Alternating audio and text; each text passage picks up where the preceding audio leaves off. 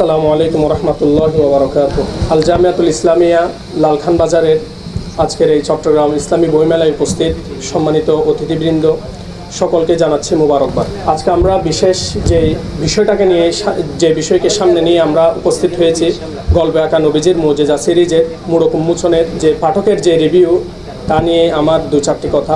আল্লাহ হাবিব সাল্লাল্লাহু আলাইহি ওয়াসাল্লামের মুজিজা যারাই লিখেছেন এবং যারা ভাষায় ব্যক্ত করেছেন, কেউ পরিপূর্ণতায় পৌঁছতে পারেনি। এরই ধারাবাহিকতায় আজ জিহান পাবলিকেশন চট্টগ্রাম এক নতুনত্ব আমাদের মাঝে নিয়ে এসেছেন।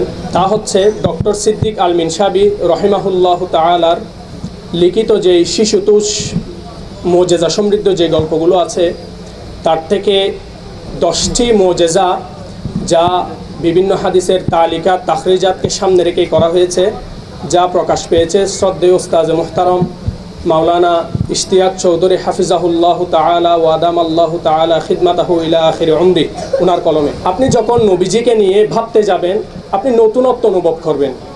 কিভাবে?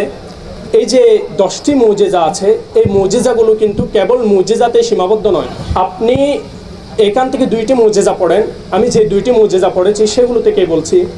একটি উট আল্লাহর হাবিব সাল্লাল্লাহু আলাইহি ওয়াসাল্লামের কাছে এসেছে অবনত মস্তকে, এসে বলছে যে আমার উপর মালিক ইনসাফ করছে না, আমার খানা পিনা দিচ্ছে না, এই আমার পরিচর্যা করছে না সে। তো আরেকটি হরিণী সে বন্দী হয়ে গিয়েছে শিকারীর কাছে। আল্লাহর হাবিব পাশ দিয়ে হেঁটে যাচ্ছেন, তো আল্লাহর হাবিব সাল্লাল্লাহু আলাইহি সাল্লামকে ডেকে কানে কানে বললেন যে আমার 3টা বাচ্চা ক্ষুধার্ত রয়ে গিয়েছে, তো যদি আপনি মালিক শিকারীকে বলে যদি আমার একটু পরিত্রাণের ব্যবস্থা করে দিতেন তাহলে আমি একটু উপকৃত হতাম। তো আল্লাহর হাবিব সাল্লাল্লাহু আলাইহি ওয়াসাল্লামের এটা মুজিজা বটে যে প্রাণীদের ভাষা বুঝতেন। পাশাপাশি আল্লাহর হাবিবের কাছে নিজেদের অভিযোগ সুপর্দ করেছেন।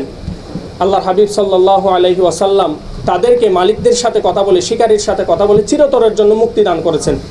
তো একজন শিশু যখন মুজিজাটা পড়বে, তখন সে বুঝতে পারবে যে আল্লাহর হাবিব সাল্লাল্লাহু আলাইহি ওয়াসাল্লামের মুজিজায় সীমাবদ্ধ নয়, বরং আল্লাহর হাবিব তো এসেছেন সবার জন্য, কিন্তু রহমত এবং হিদায়াতের দিক থেকে স্পেসিফিক শুধু মানব কল্যাণে এসেছেন তিনি।